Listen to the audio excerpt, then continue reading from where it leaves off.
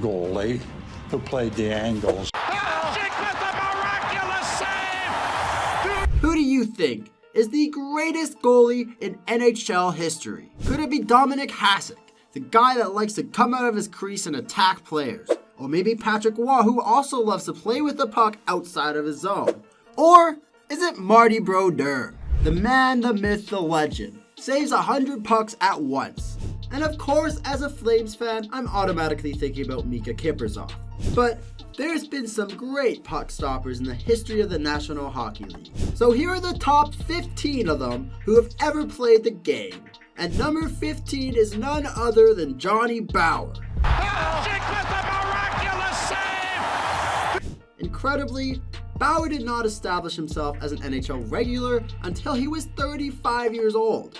But it was well worth the wait, because Bauer went on to win 4 Stanley Cups with the Maple Leafs, and he had 3 straight, starting in 1962 and ending in 1964. But despite his late start, he still managed to win 250 National Hockey League games. He had a .922 save percentage and went on to win 2 Vezinas as the top goaltender in the league.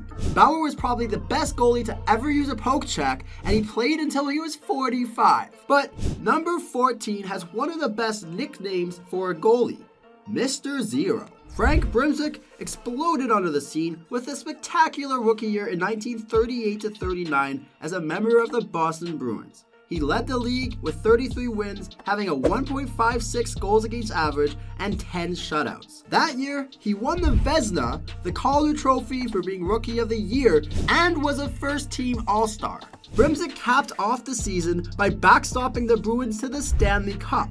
One of the first American-born NHL stars, the native of Eveleth, Minnesota, finished his 10-season career with all but one being in Boston. He accumulated 252 wins, a 2.70 goals against average, 40 shutouts, 2 Stanley Cups, and of course, 2 Vezinas.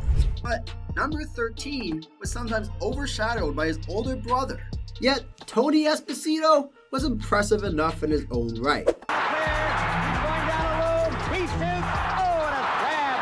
Tony Esposito. While big brother Phil reached the Hall of Fame by scoring goals, Tony got there by preventing them. And he also had an unbelievable rookie season. In 1969, with the Chicago Blackhawks, Esposito led the league in wins with 38, a .932 save percentage, and 15 shutouts, winning the Vezina and Calder trophies. He also finished second for voting for the Hart Trophy, which goes to the league MVP, and this is rarely a goaltender. Overall, this man had 423 wins, 76 of them being shutouts, and 3 Vezinas in his 16-season career. At number 12, this player was great during the regular season, but even greater in the Stanley Cup playoffs. Turk Brodeur led the Toronto Maple Leafs to 4 Stanley Cups in the 1940s, and over his career, Brodeur had 60 playoff wins, 13 postseason shutouts, and 1.98 goals against in the Stanley Cup playoffs.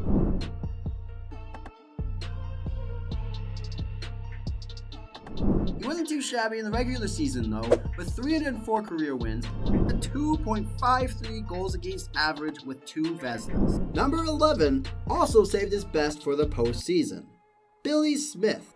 This guy backstopped the New York Islanders to 4 straight Stanley Cup victories in 1980 to 1983.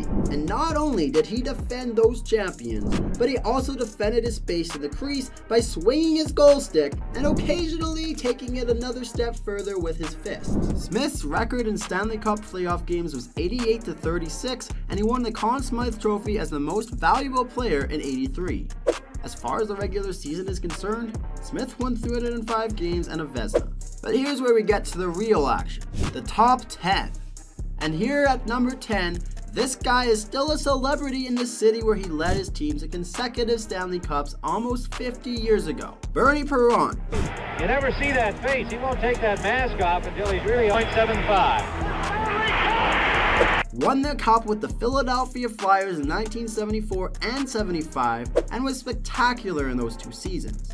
In those 2 seasons, Perron had 47 and 44 wins. He had goals against averages of 1.89 and 2.04, hosted 12 shutouts each season, and won the Vezina Trophy in both. His playoff goals against average in those two seasons were 2.02 and 1.89.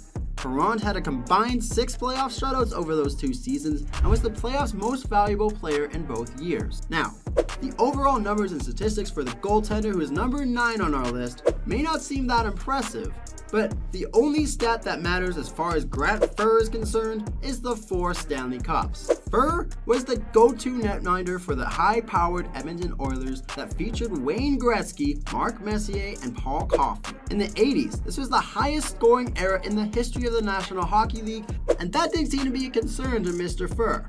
While Furr likely gave up more goals than any other goaltender on this list, again because it was the high-scoring era of hockey, he never allowed one that allowed the Oilers' opponents to get back into the game, especially in the playoffs. Furr won 74 games in the playoffs and 403 during the regular seasons, and a Vezina. Unfortunately, number 8 did not play for a long time. But during that time, Bill Durnan took home a lot of the hardware. Durnan played only 7 seasons for the Montreal Canadiens from 43 to 50, but won 6 Vezinas and 2 Stanley Cups. Durnan's career was cut short due to a nervous condition that really didn't respond well when playing in the National Hockey League. But overall, he had 208 wins, a 2.34 goals against average, and 34 shutouts. And in 45 playoff games, Durnan's goal against average was 2.07, and unfortunately number 7 also had a really short career for the Montreal Canadiens, and Ken Dryden's numbers were even more impressive than Durnan's in his short stint. In 8 seasons, from 1970 to 79, Dryden won 5 Vezinas and 6 Stanley Cups. He wasn't getting carried either, as he won the Conn Smythe Trophy as playoff MVP. As a great goalie, just like he was, Dryden always had interest beyond hockey. He played and graduated from Cornell and retired in 1979, after helping Montreal win 4 consecutive cups and to pursue a law degree which he earned. Dryden then went on to become a notable author and a politician. He was a member of the House of Commons in Canada. But before all that, Dryden still won 258 National Hockey League games. Mr. Goalie. Now I know we've all heard of the name Mr. Hockey, Gordie Howe. But Glenn Hall was the Mr. of the goaltenders. He won over 400 games, 2 Vezinas, and 2 Cups, but those aren't the 2 things that he should be most remembered for. First is that Hall started at 502 consecutive games in goal from 1955 to 1963. He also threw up before these contests and every other single game he started in the NHL. Hall finished his 18-season career with a 2.50 goals against average and a .918 save percentage. In addition to being a great and decorated goaltender, number 5 is also in part responsible for being one of the biggest pieces of equipment for modern goaltenders. Yeah, can you believe they ever played without a mask? Along with 437 wins, 6 Vezinas, and 6 Stanley Cups, Jacques Plante was the first netminder to regularly wear a mask. Plante first donned a mask in a game on November 1st, 1959, after suffering a really bad cut nose and lip in the first period of a game. Plante had already been secretly using custom-made fiberglass masks in practices and exhibition games, and he refused to go back on the ice unless he had a mask on. Plante was the first goalie to win the Vezina and Hart Trophy as league MVP in the same season, accomplishing the feat in 1961. Also, 5 of Plante's Stanley Cups came in consecutive fashion as he backstopped the Montreal Canadiens to championships from 1956 to 60. I just gotta say this. Number 4 has probably had the most unique goaltender style in NHL history. Dominik Hasek stopped the puck in any way that he could, using whatever body part that was most convenient to do it. Hasek won 6 Vezinas, 2 Hart Trophies, and 2 Stanley Cups. He won both the Vezina and Hart Trophies in consecutive seasons, 1996 and 1997. Hasek's competitiveness and work ethic were legendary, and he had 2.20 goals against average and 9.22 save percentage in his 16-season career. He also was a fan of injuring players whenever he could. Number 3. Overcame physical ailments, injuries, and psychological issues to hold the career record for wins and shutouts when his career ended. The career of Terry Sawchuk was simply unbelievable. He was unable to extend his left arm to full length because of a childhood injury. Sawchuk also battled the psychological strain of starting every game in net for the Detroit Red Wings and Boston Bruins in the 1950s. But after his first 5 seasons starting in the year 1950, he had probably the most dominant stretch for a goaltender in league history. His goals against average was under 2.0 in each season. He won a total of 190 games and had 56 shutouts. He won the Calder. He won 3 Vezinas and backstopped the Red Wings to 3 Stanley Cups during that span. He was at his best during the 1952 playoffs as Detroit swept 2 series in 4 games to capture the cup. Sawchuk only allowed 5 goals in the 8 games played for a 0.62 goals against average and had 4 shutouts. Unfortunately, he died in an accident involving a New York Rangers teammate after the 1969 season. At the time, he had 447 wins and 103 shutouts, which were all-time NHL record. But the goalie that broke Sawchuk's win record is at number 2. In addition to his 551 wins, which is second all-time, Patrick Waugh won 3 Vezina trophies, 3 Smythe trophies, and 4 Stanley Cups. His 247 games played and 151 wins are the most among goaltenders in Stanley Cup history. Waugh sometimes infuriated opponents with his apparent arrogance, but he also brought an it factor.